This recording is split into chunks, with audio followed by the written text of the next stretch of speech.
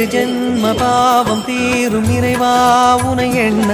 தேவாரம் பாட அந்த ஞானம் வருமே மனம் கொள்ள ஆதியான சிவனே சிவஜோதியான சிவனே ஆதியான சிவனே சிவஜோதியான சிவனே ஏழு ஜென்ம பாவம் தீரும் இறைவா உனை எண்ண தேவாரம் பாட அந்த ஞானம் வருமே மனம் கொள்ள